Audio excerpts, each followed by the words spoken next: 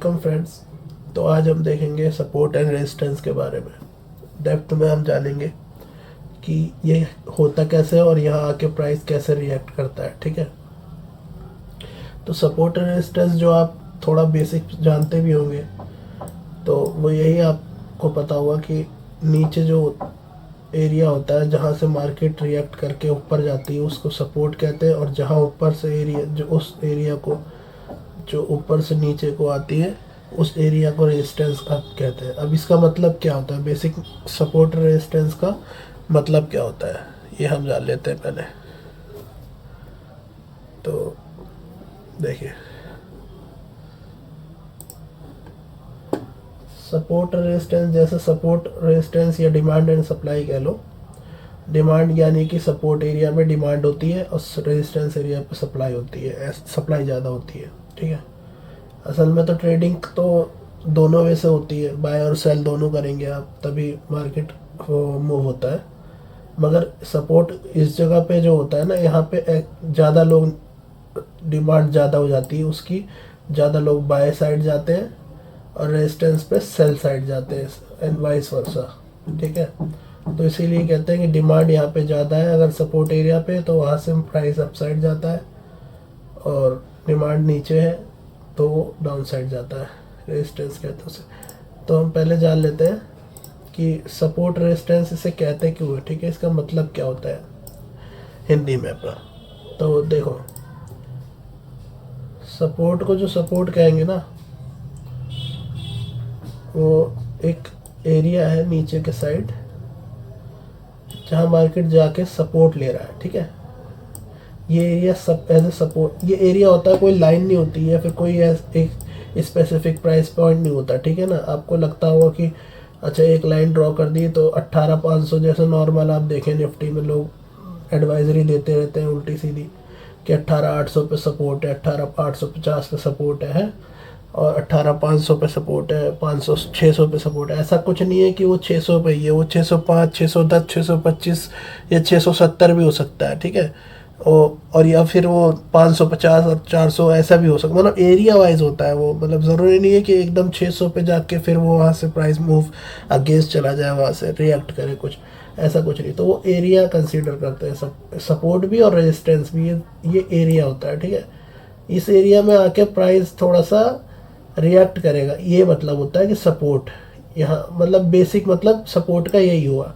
अब देखो market fall कर रही है, यहाँ से भी ऊपर जा सकती है, यहाँ से भी ऊपर जा सकती है। ठीक है, यहाँ से भी जा सकती है, और कई बार जब फॉल्स फेक आउट देगी तो काफ़ी नीचे जाके लोगों को दिखाती है कि नहीं अब तो यहाँ से फेल कर दिया है, तो हम यहाँ से जाके नीचे जाएगी, लेकिन वो फिर लिक्विडिटी, इसे लिक्विडिटी ग्रैब कहते हैं, ये लेके फिर वो ऊपर ही जाती है। ठीक है, तो ये एरिया जो होता है ये सपोर्ट ही कहलाएगा, या तो ये ब्रेक होगा या तो ये रिस्पेक्ट करेगा इसको। ठीक है ना, मार्केट तो हम इसके हिसाब से प्लान करते हैं अपनी ट्रेड्स को कोई भी। तो देखिए, और रेजिस्टेंस में भी सेम ऐसा ही है। रेजिस्टेंस का मतलब होता है रेजिस्ट करना, कोई चीज़ को रोकना। मतलब कि इस एरिया में जाने से अगर कोई प्राइस अगर आपका यहाँ पे चढ़ रहा है ऊपर, तो इस एरिया में जाने से रोकने के लिए ये एरिया रेजिस्ट करेगा, रोकेगा, है ना, तो वो रेजिस्टेंस कहलाएगा। या फिर यहाँ सप्लाई कहलाता है, सप्लाई एरिया। तो ये भी एक एरिया ही होता है। ठीक है, ये भी एरिया ही होता है। अब मार्केट यहाँ से अगर मान लो यहाँ से यहाँ नीचे जा सकता है, यहाँ से यहाँ नीचे आ सकता है, यहाँ से यहाँ, ठीक है, ये एरिया होता है एक रेजिस्टेंस में। ये रोक रहा है, ये एरिया रोक रहा है ऊपर जाने से। ये क्यों रोक रहा है, क्योंकि यहाँ से बहुत अच्छे से मार्केट ऊपर जा रही है। इस मान लो यहाँ पे कहीं सपोर्ट होगा, यहाँ से लेके ऊपर जा रही है, रिस्पेक्ट कर रही है, तो कहीं तो जाके रुकेगा प्राइस, है ना। और कुछ प्राइस बुकिंग भी आती, प्रॉफिट बुकिंग भी होगी यहाँ से, जिन्होंने बाय किया होगा यहाँ से, तो यहाँ पे सेलिंग भी स्टार्ट हो जाएगी। तो इसलिए ये रेजिस्ट कर रहा है, मतलब ये मार्केट इससे ज़्यादा ऊपर जाना नहीं चाह रही है। इतना बड़ा मूव, डायरेक्ट मूव मार्केट कभी नहीं देती है कि खड़ा मूव दे गई, है ना। वो कहीं ना कहीं से रेजिस्ट करती है, नीचे जाती है, फिर वो ब्रेक करके ऊपर जाती है, ऐसे। तो उस एरिया जो रेजिस्ट कर रही है, ये एरिया को ये रेजिस्टेंस कहलाएगा, और जहाँ से वो सपोर्ट लेके फिर ऊपर के लिए मूव करा, ये सपोर्ट कहलाएगा। ब्रेक कर गया, दो क्राइटेरिया होता है कि रेजिस्टेंस है तो रेजिस्टेंस का मतलब यही नहीं है कि 100% यहाँ से रुक के नीचे ही आएगा, ठीक है। अब जैसे ये पहले रेजिस्टेंस था, तो यहाँ पे आप एक्सपेक्ट कर सकते हो कि यहाँ से रिके नीचे जाए, लेकिन ये भी सोचो कि अगर यहाँ से मार्केट फ्लक्चुएट करती है, ऊपर को जाती है, तो वो ऊपर के लिए भी प्लान करा जाता है ट्रेड्स को, ठीक है।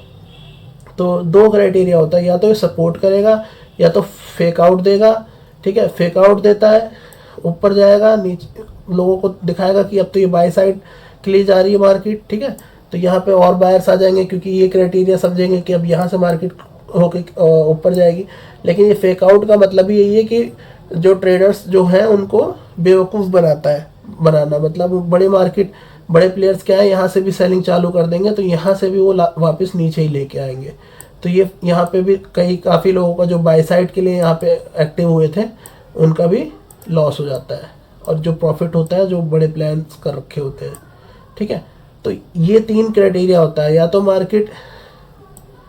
मार्केट रिस्पेक्ट करके नीचे ही आ जाएगी, ठीक है, और या तो फिर मार्केट थोड़ा सा फेक आउट दे के बड़े छोटे मोटे ट्रेडर्स को बाय साइड के लिए उकसा के वो वापस फिर से नीचे आ जाएगी। ये 2 क्राइटेरिया तो हो गया रेजिस्टेंस का काम करने वाला, ठीक है। क्योंकि रेजिस्टेंस मैंने बताया आपको, जो सपोर्ट के हिसाब से जो उसको एक लाइन समझेगा, प्राइस समझेगा, उसका नुकसान होता है यहाँ ज़्यादा, ठीक है। क्योंकि ये असल में एरिया होता है, तो ये एरिया वाइज जो सोच रहा होगा वो यहाँ पे फेक आउट होने से भी बच जाता है ना।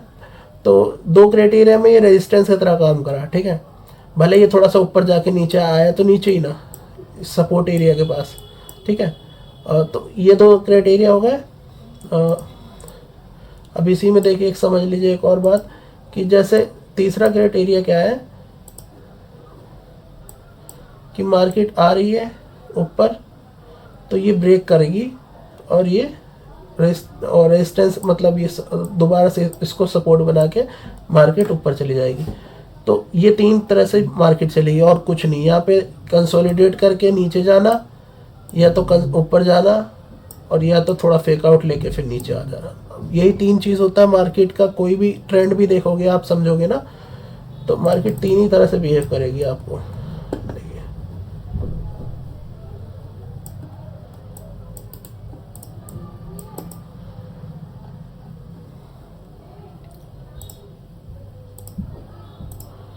देखो मार्केट या तो अप ऐसे जाएगी, है ना, ऊपर के साइड, और या तो कंसोलिडेट करेगी, और या तो गिरेगी। 3 ही तो मूव होते हैं उसके, और कुछ भी नहीं करेगी ना। यही 3 मूव होंगे, यही 3 फेसेस होंगे।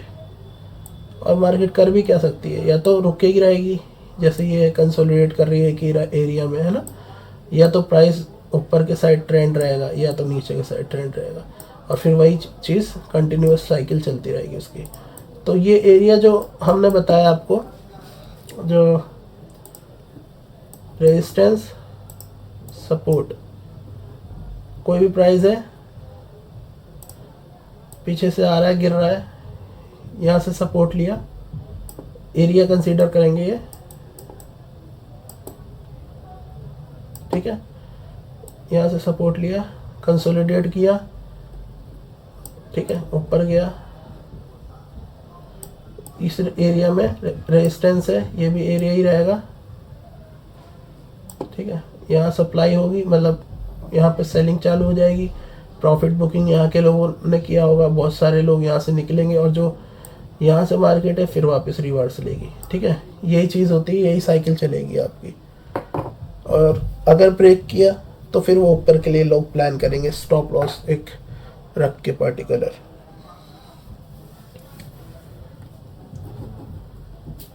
अब हम लाइव चार्ट में देख लेते हैं।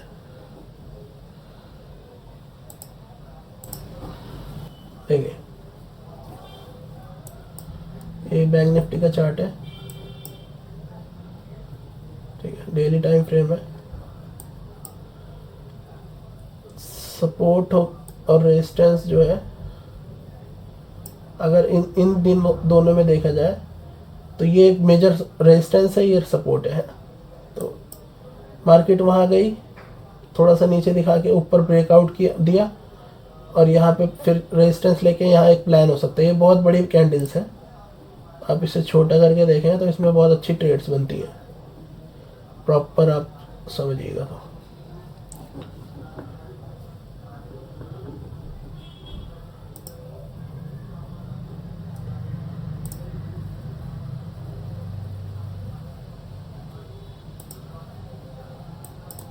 देखिए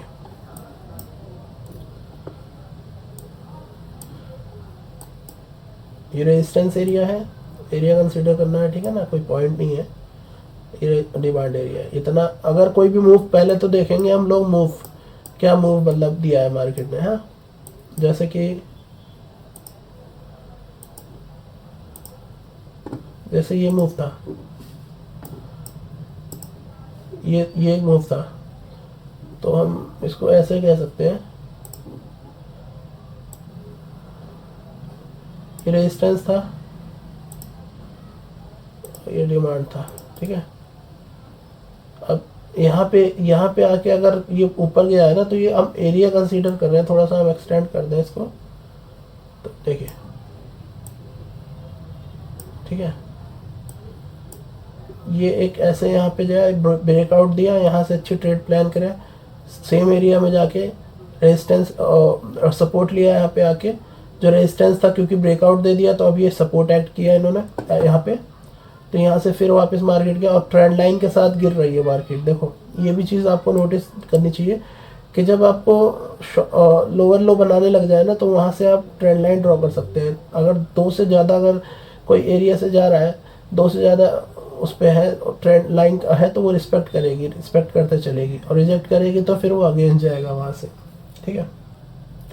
ये लोअर लो बनाते जा रहा है ना, यहाँ से बिल्कुल अच्छे से रिस्पेक्ट कर रही है ट्रेंड लाइन को भी। तो हम देखो यहाँ से रेजिस्टेंस लिया, यहाँ पे वापस सपोर्ट आया, लिया, फिर यहाँ पे रेजिस्टेंस लिया, फिर वापस सपोर्ट ब्रेक किया, डाउन गया, फिर अब ये यहाँ पे रेजिस्टेंस हो जाएगा ये, ठीक है, फिर डाउन गया, फिर रेजिस्टेंस हो गया, फिर डाउन गया। अब यहाँ से भी कहीं से भी सपोर्ट ले सकता है, यहाँ पे भी ले सकता है, यहाँ पे भी ले सकता है, तो ये हम एरिया कंसीडर कर रहे हैं। आपको कब एंट्री लेनी है, यहाँ पे आप नेग्लेक्ट कर सकते हो एंट्री लेना, क्योंकि आप यहाँ पे पॉइंट आप वेट करना चाहिए कि यहाँ पे कुछ रिएक्शन दे, यहाँ पे रिएक्शन देता तो ज़्यादा बेटर होता। तो अब यहाँ पे न लेके अब यहाँ से ब्रेकआउट पे भी ट्रेड ले सकते हैं, क्योंकि ये जो पहले से चली आ रही थी, जितने बार इन्होंने टच किया ना, अब ये जितनी बार जाके टच हो रही है, इतनी कमज़ोर हो रही है ट्रेंड लाइन, ठीक है। अब ये ब्रेकआउट के लिए तैयार हो रही है। अब देखो 1 2 3 4 5 बार तो ऑलरेडी ये टच कर चुकी थी, तो कितने बार रिस्पेक्ट करती भला, एक ना एक बार तो उसको तोड़ना ही है, क्योंकि बार बार ऐसे ही करेगी तो फिर मार्केट लंबे डाउन ट्रेंड में ही जाता रहेगा, है ना। तो ये ब्रेकआउट दिया, अब यहाँ से बाय साइड प्लान कर सकते हैं हम, ना कि यहाँ से करके यहाँ से कर सकते हैं। लेकिन अब ये हम एक यहाँ और यहाँ सपोर्ट रेजिस्टेंस बना सकते हैं, तो रेजिस्टेंस और सपोर्ट एरिया हो गया ये, और रेजिस्टेंस एरिया हो गया ये।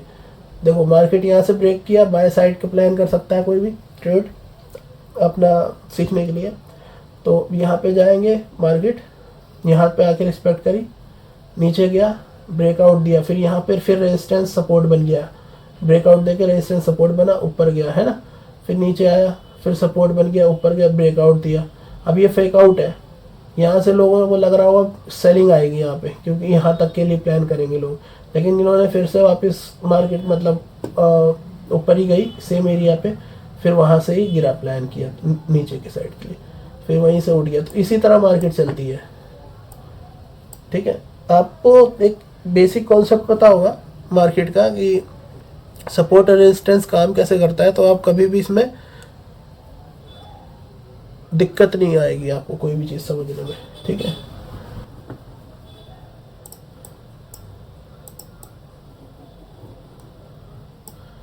बस आपको यही समझना है कि 3 तरह से मूव करेगी मार्केट सब, है ना। देखो ऊपर जाके रिएक्ट तो करेगी ना इस एरिया में, इस एरिया में क्यों रिएक्ट करेगी, क्योंकि यहाँ से यहाँ तक का पहले बन चुका है, एक ये ट्रेंड बन चुका है कि यहाँ और यहाँ पे रिएक्ट करना है, तभी यहाँ पे दूसरी बार यहाँ पे आकर रिएक्ट कर सकती है, नीचे आ जाने को, या तो ब्रेकआउट देके ऊपर जाने को, या फेक आउट देके वापस से नीचे जाने को। तो हम उसी हिसाब से प्लान करते हैं। अच्छा ये चीज़ हम आइडेंटिफाई कैसे करें कि हमको अब यहाँ से नीचे ही प्लान करना है, क्योंकि मार्केट तो ऊपर जा रही है, तो हमें देखना पड़ता है कि बड़े ट्रेंड में क्या चल रहा है। अब बड़े ट्रेंड में जैसे कि आप कौन सा टाइम फ्रेम देख रहे हो, जैसे मान लो आप, मैं अभी खोलता हूँ, क्या खोलूँ,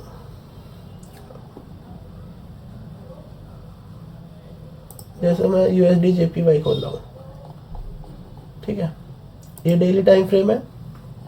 अब ट्रेंड देखो, ट्रेंड हम देखते हैं कि हायर टाइम फ्रेम में क्या ट्रेंड है, मतलब बुलिश है मार्केट या फिर बियरिश है, उसके अकॉर्डिंगली हम सपोर्ट रेजिस्टेंस फाइंड करते हैं छोटे टाइम फ्रेम्स में। क्योंकि अगर मार्केट बुलिश है तो हमें सपोर्ट देखने के बाद ज़्यादा फ़ायदा होगा, क्योंकि सपोर्ट देखेंगे हम बाय साइड प्लान करेंगे, और क्योंकि बुलिश है तो प्रोबेबिलिटी ज़्यादा है कि मार्केट यहीं से रिएक्ट करके ऊपर जाए, है ना। पहले से मार्केट भाग रही है, बुलिश है, हायर टाइम फ्रेम में, तो जब हम छोटे टाइम फ्रेम में जाएंगे तो छोटे टाइम फ्रेम में हम सपोर्ट देखेंगे, ये एरिया फाइंड करेंगे, ना कि ये एरिया, समझ रहे हैं। ये एरिया नहीं फाइंड करने की कोशिश करेंगे, हम ये एरिया देखेंगे सपोर्ट जब बाई साइड में है। और वही अगर सेल साइड में है, देखो अगर मार्केट सेल साइड में है तो हम रेजिस्टेंस देखेंगे। पहले सपोर्ट देख रहे थे, अब रेजिस्टेंस देखेंगे। क्यों? क्योंकि यहाँ से मार्केट फॉल होने के चांसेस ज़्यादा है बजाय यहाँ से उठने के। क्यों ऐसा कह रहा हूँ मैं? क्योंकि अगर आप इसके लिए ध्यान देंगे, यहाँ पे ध्यान देंगे, देखो इस जगह पे ध्यान देंगे, तो आप देखो अगर यहाँ से आप मान लीजिए सपोर्ट देख रहे हो डाउन ट्रेंड में कि मार्केट को मेरे को ऊपर ले जाना है, तो क्या पता आप यहाँ मार्केट कैच कर पाओ कि नहीं। यहाँ कर लो या यहाँ कर लो, यहाँ भी सपोर्ट ही लगने लगे आपको कि चलो मार्केट ऊपर ही जाएगी, तो क्या हुआ, रेजिस्टेंस देखो यहाँ लेके नीचे ही आ गई मार्केट। अब यहाँ पे आप सपोर्ट फाइंड करोगे तो हो सकता है यहाँ पे खरीद पाओ या ना खरीद पाओ, और क्या पता खरीद भी लो तो यहीं से जाके यहाँ नीचे गिर जाए मार्केट, क्योंकि अल्टीमेटली डाउन ट्रेंड पे है, ठीक है। बड़े टाइम फ्रेम में डाउन ट्रेंड में है तो इसका मतलब मार्केट का ट्रेंड नीचे है। वो कब रिवर्स होगा? जब आपका स्ट्रक्चर आपका चेंज होगा, यानी कि सेल जा रहा है लेकिन अब यहाँ से ये प्रीवियस हाई को चेंज ऑफ कैरेक्टर शो करेगा।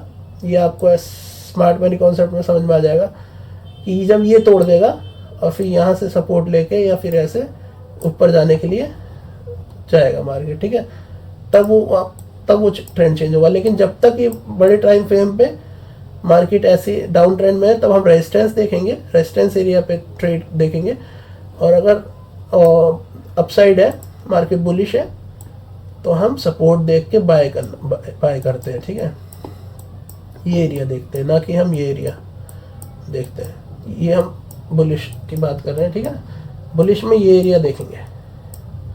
इससे क्या फ़ायदा है? अगर हम ये एरिया देख रहे हैं, मान लीजिए यहाँ पे हमने बाय भी कर लिया है, तो यहाँ थोड़ा सा गिर के और फिर वो मार्केट अल्टीमेटली ऊपर ही लेके जाती है मार्केट, है ना, क्योंकि बुलिश है बड़े टाइम फ्रेम में। और अगर हमने यहाँ सेल ये देखा होता, बाय साइड देखा, रेजिस्टेंस देखा होता, यहाँ पे भी देख सकते थे, यहाँ पे भी देख सकते थे, यहाँ तो, लेकिन अल्टीमेटली कितनी जगह पे देख रहे हो आप, मार्केट तो ऊपर ही चढ़ती जा रही है ना। और यहाँ पे गिरी तो कितना ही गिरी, यहाँ तक तो नहीं गिरी ना, क्योंकि मार्केट ट्रेंडिंग है, अपसाइड ट्रेंडिंग है ना।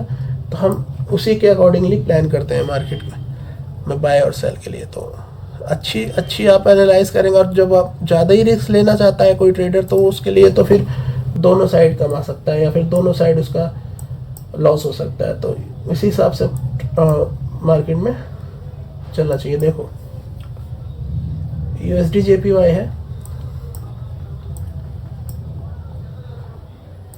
मार्केट का एक रेंज बना, सपोर्ट रेजिस्टेंस, ठीक है। मार्केट ने वापस लेके सपोर्ट लेके, देखो वहाँ पे एक फेक आउट दिया, इस एरिया में कंसोलिडेट करने लगा और वापस अल्टीमेटली यहाँ आ गया। तो यहाँ पे क्या हुआ है? यहाँ पे ऐसा हुआ है कि लोगों को लगने लगा, जो छोटे मोटे ट्रेडर्स हैं उन्हें लगा कि मार्केट अब यहाँ से ब्रेकआउट दे दिया है, तो ये प्लान कर रहा है ऊपर जाने के लिए। तो देखो अगर हम ये हटा भी दें थोड़ा सा, ये इसको हटा भी दें, तो देखो कितना स्मूथली आप ट्रैप किया मार्केट ने। यहाँ से ब्रेकआउट दिया, जो ब्रेकआउट ट्रेडर होंगे वो तो यहीं से इंटर बाय साइड कर गए होंगे, और जो सपोर्ट लेता है, जो रेजिस्टेंस सपोर्ट लेके अपसाइड के लिए प्लान करते हैं, वो यहाँ बाय साइड के लिए अड़ गए होंगे, ठीक है। लेकिन देखो इन्होंने दोनों साइड का, बाय साइड वालों को ट्रैप किया। मार्केट एक सिंगल कैंडल में इतना डाउनफॉल दिया, सारे SL खा लिए और फिर अल्टीमेटली कितना बड़ा डाउनफॉल आया, देखो। तो अगर हमको ये एज अ एरिया समझते हैं ना हम, तो हम इसको कभी भी यहाँ पे बाई साइड एंटर नहीं करते अगर एरिया समझते तो। क्यों? क्योंकि हम लोग ना उसका प्लान करते हैं कि ब्रेकआउट देगा, एक सिंगल रेजिस्टेंस लिया, फिर इसका भी ब्रेकआउट दे, हम सेकंड ब्रेकआउट का एंट्री करते हैं। यानी कि यहाँ से ब्रेकआउट दिया, अब ये रेजिस्टेंस सपोर्ट बन गया, ठीक है, ये तो ठीक है, ओके। मगर ये जो रेजिस्टेंस है इसको भी तो तोड़ना ज़रूरी है, क्योंकि ये तो सपोर्ट बन गया। अब रेजिस्टेंस, कुछ तो रेजिस्टेंस दिखा होगा ना छोटे टाइम फ्रेम में, कुछ तो रेजिस्टेंस है। तो जो रेजिस्टेंस को तोड़ देगा जब एंट्री लेना ज़्यादा बेटर है, क्योंकि ये रेजिस्टेंस है अब कहलाएगा, ये छोटा रेजिस्टेंस, ये रेजिस्टेंस, ये सपोर्ट, ठीक है। अब ये सपोर्ट हो गया, तो ये इसको तोड़ नहीं पाया। अगर तोड़ देता तो यहाँ पे प्लान कर सकता था आदमी कोई भी, ठीक है, लेकिन तोड़ा नहीं, रेजिस्टेंस लेके वापस इस सपोर्ट को तोड़ा। अब सपोर्ट को तोड़ा तो फिर डाउनफॉल तो आना ही है, क्योंकि ये भूल जाओ, क्योंकि पहले तो रेजिस्टेंस था, लेकिन ये पहले ही ब्रेकआउट देके इसको सपोर्ट बना चुका था। तो ये सपोर्ट को तोड़ा, फिर ये नीचे रेजिस्टेंस को तोड़ता तो यहाँ पे प्लान कर सकते थे छोटा एसएल लेके, यहाँ पे कहीं एसएल लगा के अंदर, ठीक है। चलो, ये अच्छा खासा देखो नीचे लेके गया। यहाँ पे भी मार्केट ने देखो कितना ट्रैप किया। छोटे ट्रेडर्स को हमेशा मार्केट लेके जाती है और बड़े ट्रेडर्स को दे देती है पैसे। आया नीचे एरिया सपोर्ट, अगर एरिया देख रहे हैं आप लोग तो यहाँ पे देखो कितना स्मूथली इसने रिस्पेक्ट किया। ये कैंडल देखिए, लंबी विक देखिए, नीचे आ रही है मार्केट, कितनी अच्छे से मार्केट यहाँ से रिस्पेक्ट करी ऊपर जाने के लिए, फिर कंसोलिडेट करा, है ना, रेजिस्टेंस लेके एक बहुत अच्छा ऊपर के साइड गई भी, और फिर वापस से मार्केट ट्रैप करके नीचे सेलिंग साइड पे आ गई, ठीक है। देखिए, और जो कि ये डेली टाइम फ्रेम, ये बहुत बड़ा टाइम फ्रेम भी है। तो इसी तरह मार्केट चलती है, सपोर्ट रेजिस्टेंस पे मार्केट रिएक्ट करती है, छोटे ट्रेडर्स को खाती है, अपने अकॉर्डिंगली जाती है, सिंपल सी बात है। तो हम लोगों को क्या देखना चाहिए कि जो बड़े प्लेयर्स हैं वो क्या कर रहे हैं, उनको समझना चाहिए, ना कि छोटे मोटे जो कन्वेंशनल तरीके हैं, लाइन से यहाँ शॉर्ट कर दिया छोटा एसएल लेके, तो देखो यहाँ पे भी खा गया आपका एसएल, और यहाँ पे भी खा गया, जो भी बाय साइड प्लान किया हुआ उसको यहाँ खा लिया। तो इस हिसाब से जाना चाहिए कि मार्केट हमने बड़े लोगों के साथ जो चल रहे हैं उनके साथ चलना है, उनको समझना है, छोटा मोटा प्रॉफिट लेके मतलब निकल जाना है, बस हमें ये चीज़ करना होता है। तो हमें ये चीज़ तो हम एरिया वाइज देखेंगे तभी होगा, कि ये कोई पॉइंट नहीं है यहाँ पे कोई अगर रेजिस्टेंस लेके नीचे भी जा रहा था तब भी हम लोग नहीं देखते, और भी चीज़ें कॉन्फ्लुएंस के लिए हम लोग चेक करते हैं, ठीक, कन्फर्मेशंस के लिए। तो जैसे कि हम लोग यहाँ पे देखिए ये किसी को भी बहुत अच्छा बाय सिग्नल लगेगा, लेकिन अगर आप एक लॉजिक वाइज भी सोचो तो ये ब्रेकआउट दिया तो ये सपोर्ट बन गया, ये तो सबको ही पता है, लेकिन ये नहीं पता लोगों को कि यहाँ जहाँ से ये वो रिटर्न किया नीचे की साइड ऊपर जाके, देखिए 4 आवर में कर देता हूँ मैं, 4 आवर में वो ज़्यादा समझ में आएगा। फिर ये ब्रेकआउट दिया, ये एरिया तो सपोर्ट हो गया, पहले रेजिस्टेंस था, ठीक है, थोड़ा रेजिस्टेंस सपोर्ट बन गया। अब ये एडवांस है थोड़ा सा, आपको अगर इसकी नॉलेज नहीं होगी तो हम पिछली वीडियोस में देख लीजिएगा आप, उस वहाँ पे भी सपोर्ट समझाया है मैंने। जो भी रेजिस्टेंस अगर टूटता है तो वो सपोर्ट बन जाता है, और फिर सपोर्ट टूटता है तो वो रेजिस्टेंस बन जाता है, ठीक है। सेम इसी तरह मार्केट चलती है। तो ये तो सपोर्ट बन गया, सबको पता है, गई मार्केट यहाँ पे, फिर यहाँ पे सपोर्ट बन गया, कितना स्मूथली ऊपर गया, तो लोगों ने बहुत अंधा खरीदा, मतलब बाई साइड गए, ठीक है, कितना अच्छे से सोचे कि अब मार्केट ऊपर ही जाएगी बहुत, लेकिन ये नहीं पता कि जब ये सपोर्ट बना है तो रेजिस्टेंस भी तो कुछ बना होगा। तो रेजिस्टेंस तो ये बना, तो ये क्लियर रेजिस्टेंस है, ये रेजिस्टेंस है, ठीक है, ये रेजिस्टेंस बनाया, ये सपोर्ट बन चुका था, सपोर्ट तो रिस्पेक्ट किया इसने, रेजिस्टेंस को भी तो रिस्पेक्ट किया, रेजिस्टेंस को तोड़ा नहीं। अगर रेजिस्टेंस को तोड़ देता तो हम लोग प्लान कर सकते थे कि हाँ अब ये डबल ब्रेकआउट हो गया छोटे से एरिया में, तो अब ये मार्केट ऊपर ही जाएगी, एक छोटा एसएल लेके, एक सही एसएल लेके, ठीक है। लेकिन अब देखो इसने अगेन सपोर्ट को ही तोड़ा है। अब सपोर्ट को तोड़ा, इतनी बड़ी कैंडल से देखो मार्केट नीचे ही ले आया, देखो लोअर लोज बनाने लग गया, ठीक है। और यहाँ पे भी सेम चीज़ हुई, सपोर्ट था ये, ऊपर गया, तोड़ दिया सपोर्ट को, अब रेजिस्टेंस बन गया, नीचे ही आ गई मार्केट, ठीक है। तो इसी हिसाब से मार्केट काम करती है, ठीक है। आप लोग थोड़ा सा अगर सपोर्ट रेजिस्टेंस को अच्छे से, डिमांड और सप्लाई को थोड़ा समझोगे ना, तो डिमांड और सप्लाई यही चीज़ है कि ऊपर जाके प्रॉफिट बुकिंग चालू हो जाती है यहाँ पे बाय साइड जो होते हैं, और इसीलिए थोड़े बहुत प्रॉफिट, अगर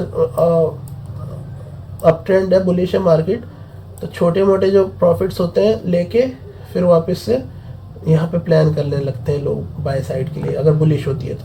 और सेम सेलिंग में अगर सेलिंग करने लग जाएंगे, अगर डाउन ट्रेंड होगा तो यहाँ पे सेल करने लग जाते हैं, थोड़ा बहुत ऊपर उठ जाती है जैसी उठती है मार्केट, और जैसे ही नीचे गिरती है यहाँ पे फिर से बाय करने लग जाते हैं। तो ये इसे ट्रेंडिंग मार्केट कहते हैं, ठीक है। तो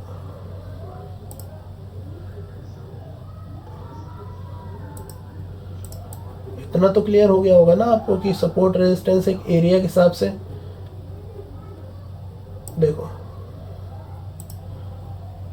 फर्स्ट क्या है कि हम एरिया कंसीडर करते हैं उसको, ठीक है। सेकंड है सप्लाई, जो सप्लाई एरिया है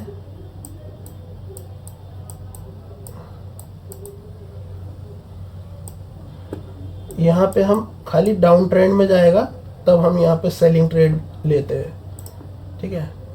सप्लाई एरिया ढूंढते हैं हम जब बेयरिश हो,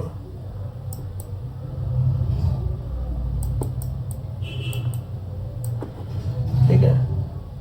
और जो डिमांड देखते हैं या फिर आपका वो सपोर्ट,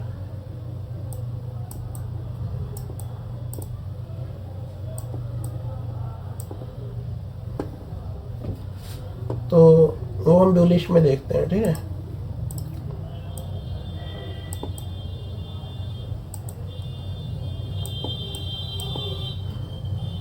अब जब इतना देखो पहली बात तो हम सपोर्ट रेजिस्टेंस को एरिया कंसीडर करेंगे, ना कि कोई लाइन या फिर कोई प्राइस, ठीक है। जैसे मैंने बताया कोई 18,000 15,000 ऐसा कुछ नहीं, एरिया, उस एरिया में हम देखेंगे कि मार्केट अब कैसी बिहेव कर रही है, उसके अकॉर्डिंगली ट्रेड लेंगे। ऐसा नहीं है कि तुरंत लेते ही जाते ही पहुंचते ट्रेड ले लिया।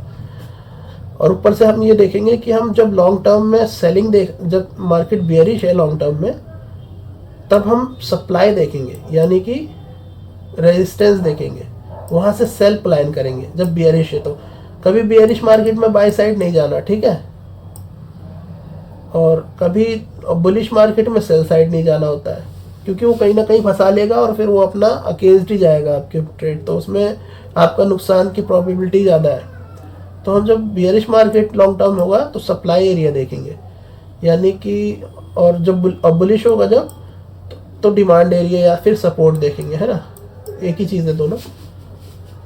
तो जैसे मैं बता देता हूँ आपको,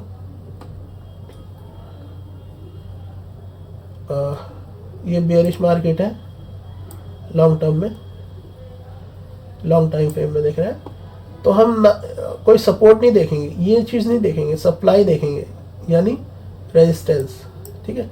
रेजिस्टेंस कहाँ पे इसमें, यहाँ पे ये रहा, इस एरियाज में देखेंगे हम ट्रेड्स लेने के लिए, ठीक है। और सेम अगर हमारा बुलिश है मार्केट, तो मान लीजिए बुलिश है मार्केट, ठीक है, तो हम इस एरिया में देखेंगे सपोर्ट, डिमांड या फिर सपोर्ट, ठीक है।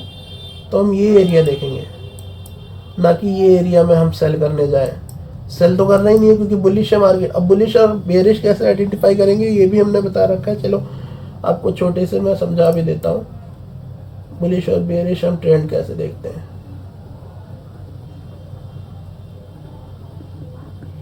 अगर मान लो डेली टाइम फ्रेम है, कोई भी डेली टाइम फ्रेम की कैंडल्स हैं, आप अगर इंट्राडे करने वाले हो, तो अगर डेली टाइम फ्रेम में अगर ट्रेड ऐसे चल रही है, तो हाई बनाया, ये लो था, ठीक है, ये लोअर हाई है, इससे जो ये है, इससे तो ये लो, मतलब सॉरी,